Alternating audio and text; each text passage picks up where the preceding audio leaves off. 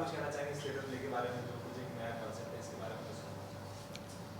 आप शुरू करें सर। मुझे लगता है कि मेरे लिए तो सब कुछ काफ़ी नया है, क्योंकि मैंने ज़्यादा थिएटर किया नहीं है एज एन एक्टर। और मैं पत्रकार रहा करता था पहले, तो मैंने रिव्यूज़ बहुत लिखे हैं रंगमंच के ऊपर, पर ख़ुद एक्टिंग नहीं की है। तो मेरे लिए बहुत ही बढ़िया एक्सपीरियंस है, क्योंकि मैं हमेशा से स्पेशली जब से मैं प्रोफेशनल एक्टिंग करने लगा, तो हमेशा से मेरा ये मन करता था कि मैं कोई अच्छा नाटक करूं। तो ईश्वर की दया से संजय झा जी ने मुझे न्योता दिया और बहुत अच्छी स्क्रिप्ट लगी मुझे, तो मैं इसको कर रहा हूं। तो मेरा तो यानी दिल अभी भरा नहीं, से बिल्कुल दिल अभी भरा नहीं है और ज़िंदगी भर नहीं भरेगा, क्योंकि इसमें एक अलग ही किक है, एक अलग ही मज़ा आता है और मैं उसको थरली इन्जॉय कर रहा हूँ। और आज की डेट में ये बहुत ज़्यादा रेलिवेंट प्ले है, क्योंकि बहुत सारी चीज़ें ऐसी हैं जो कि सोशल मीडिया की वजह से ह्यूमन लाइफ में सेक्रीफाइस हो रही हैं। तो उन चीज़ों को बहुत प्यारे ढंग से, बहुत ही ह्यूमरस तरीके से हाईलाइट किया गया है इस शो में। तो लोगों को हंसी भी आएगी, मज़ा भी आएगा और एक बहुत ही बढ़िया मैसेज लेके लोग अपने अपने घर जाएंगे। तो I am very very excited to be a part of this play.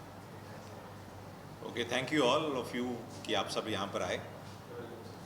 दिल अभी भरा नहीं नाटक मैं इससे पहले कुछ 3-4 प्लेस कर चुका हूँ, और मेरी ये कोशिश होती है कि OTT टेलीविज़न फिल्म्स जो हम करते रहते हैं, इस बीच में जब भी मुझे 1.5-2 साल के बाद मौका मिले, 2-2.5 साल में, मैं एक नाटक ज़रूर करता हूँ, एक प्ले वापस करता हूँ, स्टेज पे वापस आने की कोशिश करता हूँ अगर मुझे कोई अच्छी स्क्रिप्ट, अच्छा प्ले मिले तो।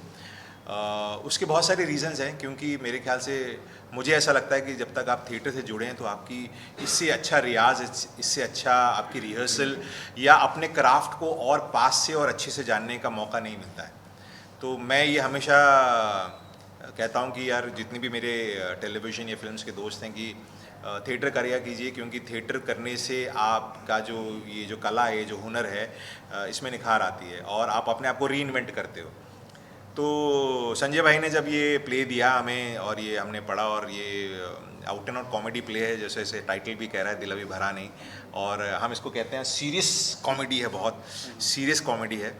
और जहाँ तक इस रोल और इस सब्जेक्ट के रेलेवेंस की बात है, मैं 100% इस सब्जेक्ट जो है हमारा, जो एक सोशल मीडिया या आप स्मार्टफोन्स जो आज हमारी ज़रूरत बन गई है, मतलब शायद ही इंसान अपना बटुआ घर पे भूल जाएगा लेकिन फ़ोन नहीं भूलता है। आजकल तो बटुआ भी फ़ोन में ही आ गया मेरे ख्याल से, सब उसी से पे वे करते हैं। तो इतना ज़रूरी हिस्सा हो गया है फ़ोन हमारी ज़िंदगी का। तो मुझे ये इसलिए भी बहुत रेलिवेंट लगता है क्योंकि मेरा बेटा है जो 9th-10th में पढ़ता है, और मैं ये सारी चीज़ें जो हम इस प्ले में मैं अभी बोलना नहीं चाहता कि क्या क्या है, लेकिन वो सारी चीज़ें मैं उसको फील कर सकता हूँ, क्योंकि मैं उन्हें एक्सपीरियंस खुद कर रहा हूँ पिछले 2-4 सालों से।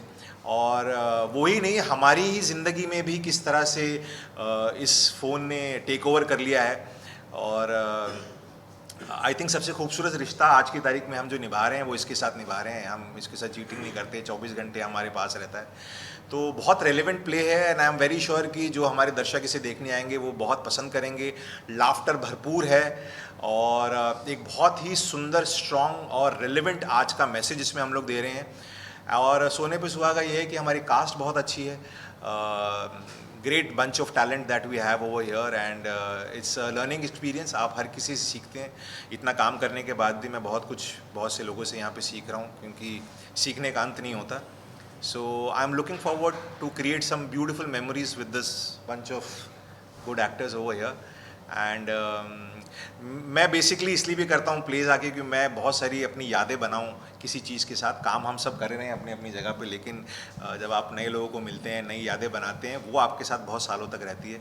सो यस, दिल अभी भरा नहीं, ना प्ले से, ना यहाँ के लोगों से, और ये भरेगा भी नहीं। आप सब प्लीज़ इस प्ले को देखिएगा, अपने पूरे परिवार के साथ आइए। क्लीन प्ले है और आई एम श्योर आप इंजॉय करोगे और रिलेट भी करोगे इस प्ले के सब्जेक्ट के साथ। Thank you. मेरा नाम रितेश है और मैं पिछले 10-12 साल से थिएटर कर रहा हूँ, लेकिन आज के दौर में जब OTT, ये हमारे सीनियर हैं थिएटर के, सबसे ज़्यादा सीनियर थिएटर यही करते हैं। कमर्शियल थिएटर मैंने बहुत किया हुआ है। आजकल जो हो रहा है कि OTT और फिल्में बड़ी होते जा रही हैं और थिएटर कहीं छोटा हो गया है। तो हमारी ये कोशिश है कि थिएटर को हम ज़िंदा रखें। और ज़िंदा रखने का मतलब ये है कि जब जब जैसे हमारे सीनियर एक्टर्स हैं, ये लोग अगर जब थिएटर करना शुरू करेंगे तो थिएटर फिर से ज़िंदा होगा, ऑडियंस थिएटर में वापस आएगी। तो मैं रिक्वेस्ट करना चाहता हूँ हमारे बड़े स्टार्स हैं, जैसे सुपर स्टार्स होते हैं, जैसे शाहरुख जी है, या इन लोग को भी साल में एक आध बार थिएटर कभी कभी कर लेना चाहिए, ताकि वो दौर मतलब कुछ नया लोगों को देखना करना चाहिए। यू नेवर नो, तेरी बात सुनने के बाद वो कोई प्ले कर ही ले, वो उनको करना चाहिए बस। तो ये हमारी कोशिश है कि हम थिएटर को कैसे ज़िंदा करें। और रही बात इस प्ले की, तो ये जो मोबाइल है, सोशल मीडिया है, आपके ज़िंदगी में कैसे सत्यानाश करता है, उस बारे में ये प्ले है हमारा। that's it। और मैं एक और बात कहना चाहूँगा कि बहुत ही ब्रिलियंट राइटिंग है इसके प्ले के राइटर हमारे जो संजय झा हैं उनकी तरफ से। और स्पेशल मेंशन मैं करना चाहूँगा हमारे जो डायरेक्टर हैं Rahul Antani. Rahul himself is a very good actor, बहुत अच्छे एक्टर हैं, वो बहुत ही अच्छे एक्टर हैं। और मैं पहली बार उनके निर्देशन में काम कर रहा हूँ, क्योंकि वो मेरे दोस्त भी हैं, हमने साथ में स्टेज भी किया है। इससे पहले मैं एक स्टैंड अप कॉमेडी करता था जिसमें वो मेरे साथ काम करते थे, और इतने ब्यूटीफुली उन्होंने डायरेक्ट किया है। और so big thanks to both of them, Rahul and Sanjay भाई, for giving us this opportunity. I think बहुत अच्छे से किया है। All the best. Rahul ji का विजन क्या था थिएटर प्ले को लेके? हाँ, विजन क्या था किसका? राहुल? राहुल भाई का विजन क्या था मुझे तो पता नहीं, यही रहा होगा कि यार एक और प्ले मिल रहा है, काम करते रहे, पैसे आते रहेंगे, और क्या विजन होगा। नहीं, राहुल के बारे में मैं ये बहुत स्ट्रांगली और स्पष्ट शब्दों में कह सकता हूँ कि ये एक इंसान है जिसको मैं व्यक्तिगत तौर पे इतने अच्छे से जानता हूँ, जिसने अपनी लाइफ के पिछले 10-15 साल प्रोफेशनली इस क्राफ्ट को दिए हैं। और उससे पहले जब ये कॉलेज में था या स्कूल में था, ये भी मुझे पता है, ये वर्कशॉप्स चलाता था। तो आराम से अगर आप देखा जाए तो इसने अपने लाइफ के 20 साल डेडिकेटेडली सिर्फ इस क्राफ्ट को दिए हैं, थिएटर को दिए हैं।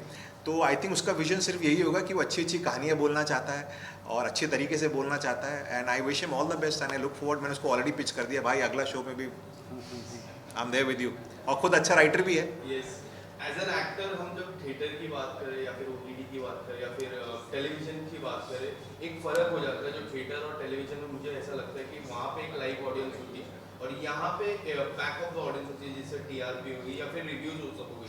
तो एज एन एक्टर वो कितना फ़र्क पड़ जाता है जब लाइव ऑडियंस खुद ही ऑन पॉइंट रिव्यूज देते हैं या फिर ऑन पॉइंट रिएक्शन मिलता है जब एज एन एक्टर? नहीं, आई थिंक अच्छा रिएक्शन आना हर एक्टर को अच्छा लगता है, हमें प्रेज किसी अच्छी नहीं लगती।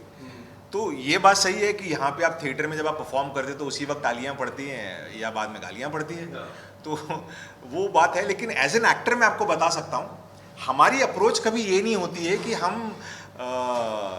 तालियां बजवाने के लिए या वो, हम हमारे क्राफ्ट के तरफ, हमारे कैरेक्टर के तरफ बहुत ऑनेस्टी से परफॉर्म करते हैं। ये होता है कई बार कि कोई कैरेक्टर वर्क करता है, कोई कैरेक्टर वर्क नहीं करता है, लेकिन हम लोग एज एन एक्टर उसको बहुत ऑनेस्टी से वो करते हैं। यस, अगर प्रेज मिल गया उसी वक्त तो बहुत अच्छी बात है, लेकिन ओटीटी फिल्म में भी प्रेज मिलता है तो वो कई सालों तक आपको मिलते रहता है। और थिएटर में ऐसा नहीं है, एक वर्ड ऑफ माउथ स्प्रेड होता है, लोग बोलते हैं कि यार उसने बहुत अच्छा किया है, सानंद ने बहुत अच्छा किया है, या रितेश ने बहुत अच्छा परफॉर्म किया है, या उसने बहुत अच्छा परफॉर्म किया है। तो ये खबरें भी आपके तक पहुँचती है। लेकिन एज एन एक्टर मुझे लगता है आप कुछ और तरीके से तो हम प्रिपेयर नहीं करते हैं, शायद हम पूरी ऑनेस्टी बरतते हैं कैरेक्टर के प्रति। चलता है नहीं चलता है, और हमें समझ में आता है कि यार इस शो में अगर ये नहीं चले तो अगले शो में हम उसे चेंज कर ले। ये एक चीज़ होती है, थिएटर के अंदर एडवांटेज होता है। बस इसमें एक चीज़ ये है कि जब हम लाइव ऑडियंस के सामने एक्टिंग करते हैं तो उस समय जो ऑडियंस का रिस्पांस रहता है तो उसका जो किक है वो बिल्कुल अलग है। यस, यानी उस किक का मुकाबला किसी दूसरे से किया ही नहीं जा सकता। डबल एनर्जी देता है आपके अंदर। यानी मान लीजिए कोई कैरेक्टर मैंने किया, जैसे अपहरण में सत्यनारायण दुबे का मेरा कैरेक्टर बहुत हिट हुआ, या भाभी जी घर पर रहे में सक्सेना जी बहुत हिट है ना। तो सक्सेना जी के बारे में मैं कहीं भी जाता हूँ तो लोग मुझसे मिलते हैं तो मुझे सक्सेना जी बोलते हैं, दुबे जी बोलते हैं, मेरे साथ फ़ोटो खिंचवाते हैं, मुझे प्यार करते हैं। तो ये ज़िंदगी भर की एक तरह से जमा पूंजी है मेरी, जो कि हमेशा आखिरी सांस तक मुझे मिलती रहेगी। लेकिन जब मैं प्ले करूँगा, जब नाटक करूँगा और वहाँ पर जब 1000 लोग देख रहे हैं और जब वो हंसते हैं या वो तालियां बजाते हैं, वो रिस्पॉन्ड करते हैं जिस तरीके से मैंने चाहा था कि वो रिस्पॉन्ड करें, तो फिर वो जो एनर्जी आती है ना और वो जो खुशी है, वो खुशी अनबिलीवेबल है, कमाल की। जो हमारे साथ हमेशा प्रिजर्व्ड रहती है लाइफ लॉन्ग। कि मैंने आज से 4 साल पहले एक नाटक किया था और उसमें ऑडियंस ने इस तरह से रिएक्ट किया था, तो वो मेरे खून में हमेशा रहेगा, मेरी नसों में दौड़ता और रहेगा। यही वो मेमोरीज है जो हम हमेशा अपने साथ रखेंगे। ये जो मेमोरीज हम लेके जाएंगे इसके अंदर, जो हमने स्टेज पे बिताया, जो ऑडियंस से हमें मिली, जो हमने आपस में बिताया, एक साथ जो टाइम बिताया, तो वो आई थिंक स्पेशली सर, मैं जैसे आपने कहा कि आपने भी 10-12 घंटे आप भी करते रहते हैं, अभी आपने भी कुछ प्लेस में, मैं आपसे जानना चाहूँगा जो हमारा नाटक जो प्ले है इसका जो इतिहास है कहीं ना कहीं हमारे एक्सेस ग्लैमर की वजह से यूथ जा रहा है। सॉरी मतलब ग्लैमर की वजह से जो हमारा यूथ है, जो नई पीढ़ी है, कहीं ना कहीं उसके बारे में जानना नहीं चाहती। जितना वो ग्लैमर की तरफ जा रही है वो कहीं ना कहीं थिएटर के इतिहास से नहीं जानना चाहती। जिस तरीके से जानना चाहेंगे कि अभी भी कई यंगस्टर जिनको नहीं, वो जो थिएटर करेंगे भारत के पहले नाटककार कौन थे, या पथनाट्य था, फिर संगीत नाटक है, धीरे धीरे अपडेट करते करते एक पूरा स्टेज है जहाँ पर हम परफॉर्म कर पाते हैं। तो आपको क्या लगता है कहीं ना कहीं ग्लैमर की वजह से हम लोग इस कुछ चीज़ों को बोलते जा रहे हैं जो हमारे पीछे इतिहास था जो थिएटर में लिखा है? ग्लैमर हमारे प्ले में भरपूर है, ये है वो आएंगी दूसरी अदाकारा भी। बेसिकली क्या है कि आर्ट फॉर्म जो है ना, आर्ट फॉर्म उसका नज़रिया बदल चुका है। पहले हम लोग थिएटर को एक आर्ट फॉर्म समझते थे। थिएटर एक अपना वक्त मांगता है, डेडिकेशन मांगता है। जो आज के लोग जो आते हैं, नए एक्टर्स आते हैं, उनको क्या शॉर्टकट में सब कुछ चाहिए। वो ये देखते यहाँ मेरा पैसा ज़्यादा है, यहाँ मेरा रोल अच्छा, वहाँ भाग ले। लेकिन वो नहीं ये सोचेगा कि मैं 1 साल अगर थिएटर में मेहनत करूँगा, भले मेरा रोल छोटा हो, लेकिन मैं अगर मेहनत करूँगा तो मुझे वो आगे के 10 साल कितने अच्छे देखे।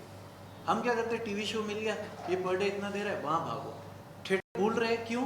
क्योंकि यहाँ पे मेहनत ज़्यादा है। ये आर्ट फॉर्म मेहनत मांगता है, वो आपको पॉलिश करता है। I feel like any other form of art, सारे आर्ट इवॉल्व हुए over the period of time. आपने बोला जब हमारा थिएटर शुरू हुआ, जब से हम ये एक नौटंकी जैसे एक थिएटर होते थे, और उस वक्त तो क्रांतिकारी एक दूसरे को जागृत करने के लिए इसलिए नाटक भी करते थे, और लोगों के अंदर देशभक्ति की भावना जगाने के लिए या कुछ रिलीजियस चीज़ों के लिए हम लोग करते थे। तो थिएटर भी वहाँ से इवॉल्व होकर आज यहाँ तक आया है। और आप इस चीज़ को निगेट नहीं कर सकते कि एंड ऑफ द डे आज का जो थिएटर है उसमें कमर्शियल एलिमेंट भी होता है। Somebody is putting in a money, एक इंडस्ट्री है, तो उसमें पैसा जा रहा है, पैसा आएगा, पैसा लगाने वाला कमाएगा तो ही इंडस्ट्री फ्लरिश होगी। तो उसको, उस इंडस्ट्री को और बड़ा करने के लिए और जिंदा रखने के लिए थिएटर भी इवॉल्व होते होते यहाँ पर आया, जिसमें ग्लैमर भी है, ये भी है, और हर तरह का थिएटर होता है। स्लैपस्टिक भी होता है, सीरियस प्लेस भी होते हैं, और रियलिस्टिक जोन के भी प्लेस होते हैं। तो हर तरह का थिएटर भी है, और कमाल की बात यह है कि हर तरह की ऑडियंस है हमारे पास देखने के लिए। आप अगर एक पृथ्वी में जाके प्ले देखिए जो बहुत ही एक किसी चीज़ के ऊपर या कि ज़िंदगी के बारे में कटाक्ष किया हो, उसको भी लोग जाके देखते हैं। कमर्शियल प्ले जैसे होता है, जैसे हमारा प्ले है जो आउट एंड आउट कॉमेडी है, जिसके अंदर एक स्ट्रॉन्ग मैसेज भी है और साफ़ है, मतलब उसमें कोई गंदगी नहीं है, उस तरह का प्लेस भी देखते हैं। एंड आई एम श्योर कुछ इस तरह की नौटंकियाँ भी होती है जहाँ के अंदर थोड़ा सा बिलो द बेल्ट वाली बातें होती हैं। स्टैंड अप कॉमेडीज़ जो होती हैं उसके अंदर बहुत थोड़ा सा फैमिली ऑडियंस के साथ आप नहीं देख सकते, लेकिन वो भी फ्लरिश हो रहा है। तो अपने आप में इंडस्ट्री है, थिएटर चल रहा है और इवॉल्व भी हुआ है। जहाँ पे से शुरू हुआ था यहाँ पर आया, because if you don't keep up with the time that is changing, तो फिर आप ऑडियंस लूज़ करोगे। और जैसा आप बोल रहे हो कि यूथ यहाँ पर नहीं आ रहा है, इतना नहीं आ रहा है, जब तक हम चेंज करते रहेंगे यूथ आता रहेगा। उनको वो थोड़ा बहुत दीजिए जो उनको चाहिए, और आपका मैसेज बोलने का तरीका आप चेंज करते रहिए, वो तो करना पड़ेगा। अगर आप अभी भी एंशिएंट तरीके से चलेंगे तो फिर मेरे ख्याल से ना काम करने वालों को मज़ा आएगा, ना देखने वालों को मज़ा आएगा। मैंने आज तक मुझे लगता है कम से कम 30-40 नाटक देखे होंगे दर्शक के रूप में, और मुझे याद नहीं है कि कभी भी कोई ऐसा नाटक मैंने देखा है जिसमें दर्शक नहीं थे। हमेशा हाउसफुल रहता है। तो यानी आज से 20 साल पहले भी और आज भी मुंबई में भी मैंने जो भी नाटक देखे हैं हाउसफुल ही रहता है। तो दर्शक हैं। और जहाँ तक यूथ की बात है, इसमें एक ये भी चीज़ है कि जब जो पहले का ज़माना था, जो पहले का आज से 15 साल 20 साल 25 साल पहले का जो वक्त था, उस समय यूट्यूब नहीं था, इंस्टाग्राम नहीं था, फेसबुक नहीं था, कोई चीज़, ये सब यूट्यूबर तो वर्ड ही नहीं हम जानते थे क्या होता है ना। तो सारी चीज़ें वक्त के साथ कल्चरली बहुत सारी चीज़ें बदलती हैं, तो वो बदल रही हैं, लेकिन फिर भी थिएटर को कोई कंपटीशन कभी हो ही नहीं सकता, और लोग इससे जुड़ते रहेंगे, आते रहेंगे। और इसकी वजह सिंपल है कि जो मज़ा इसमें है, आप अपने घर में, अपने फ्लैट में कोई यूट्यूब वीडियो बनाते हो और उस पर व्यूज़ मिलते हैं और आपको पैसे आते हैं यूट्यूब से, वो एक अलग चीज़ है, वो एक अलग बात है, एक अलग दुनिया है। लेकिन जो थिएटर है, जहाँ पे हम नाटक कर रहे हैं, जहाँ पे हम लाइव परफॉर्म कर रहे हैं, उसका एक अलग ही मज़ा है और उसका कोई कंपटीशन नहीं है। तो इसलिए हमेशा लोग इसमें आते रहेंगे और ये कभी भी ख़त्म नहीं होने वाला है। Lastly, when and where we are going to We are opening this play on 16th of this month, September. मतलब आज से 3 दिन बाद, सैटरडे के दिन 16 सितंबर को सेंट एंड्रूज में शाम को 7:30 बजे। और अपना टिकट जल्दी खरीदिए क्योंकि पैक हो रहा है हाउस। दिल अभी भरा नहीं। दिल अभी भरा नहीं। दिल अभी भरा नहीं। Thank you. Thank you, thank you.